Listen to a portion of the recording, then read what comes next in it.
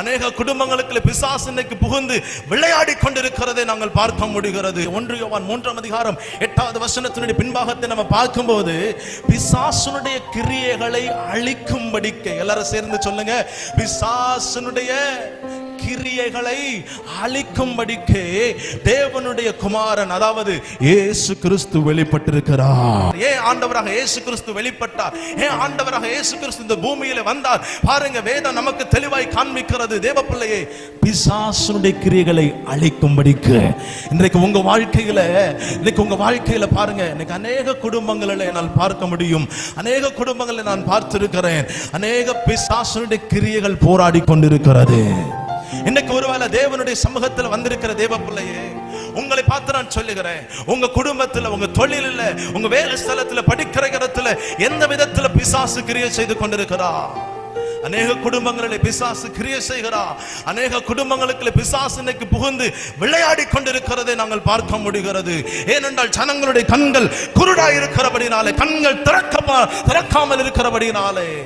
பாருங்க தேவ பிள்ளையே, இன்றைக்கு கர்த்தர் உங்கள் கண்களை திறப்பார், மனக்கண்களை திறப்பார். ஒரு ஆமென் சொல்லுங்க பார்க்கலாம்.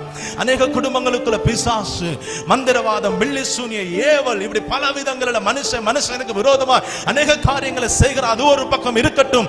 ஆனாலும் பாருங்க, அநேக ஜனங்கள் தாங்களாகவே சிக்குண்டு அநேக பேர் பிசாசுனுடைய பிடியில இன்னைக்கு அநேக பேர் அகப்பட்டு அநேக பேருடைய வாழ்க்கையில விடுதலை இல்லாமல் இருந்து கொண்டிருக்கிறார்கள். ஒரு ஆமென் சொல்லுங்களேன். ஆமென். உங்களுக்கு தான் கர்த்தர் இன்றைக்கு ஒரு நற்செய்தியை கொடுத்து கொண்டு வருகிறார். உங்களுக்கு தான் கர்த்தர் இன்னைக்கு பேசி கொண்டு வருகிறார். எனக்கு அருமையான தாய்மாரே, எனக்கு அருமையான தகப்பன்மாரே, எனக்கு அருமையான சகோதரா, எனக்கு அருமையான சகோதரி, நம்முடைய ஆண்டவராக இயேசு கிறிஸ்து பிசாசுனுடைய கிரியைகளை அழிக்கும்படிக்கு அவர் வெளிப்பட்டிருக்கிறார்.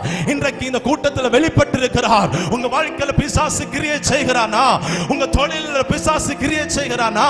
உங்க வேலையில பிசாசு கிரியை செய்கிறானா? உன் குடும்பத்துக்குள்ள பிசாசு கிரியை செய்கிறானா? உன் வேலை ஸ்தலத்துல பிசாசு கிரியை செய்கிறானா? உன் ஆவிக்குரிய வாழ்க்கையில பிசாசு கிரியை செய்கிறானா? இன்றைக்கு கர்த்தர் உன் வாழ்க்கையிலே அவன் கிரியைகளை முற்றிலுமாய் அழித்து போடும்படி கை வெளிப்பட்டிருக்கிறார். கைகளை தட்டி ஆண்டவர் நாமத்தை நீ மகிமைப்படுத்து. முழு பலத்தோட கைகளை தட்டி நீ கர்த்தரை துதிக்கும் போது, இப்பொழுது தேவனாகிய கர்த்தர் உனக்காக எழுந்தருள் இருக்கிறார். உன் சத்துருக்கள் சிதறடிக்கப்படும்படியாய், உனக்கு விரோதமாய் எழும்பியிருக்கிற பொல்லாத அந்த சத்துரு அழியும்படியாய், அந்த பில்லி சூனியம், அந்த மந்திரவாதம், அந்த ஏவல் ஒன்றுமே இல்லாமல் ஆகும்படியாய் இன்றைக்கு கர்த்தர் வாழ்க்கையில வெளிப்படுகிறார். பிள்ளையே, நல்ல ஆர்ப்பரித்து கைகளை தட்டி கர்த்தரை துதி.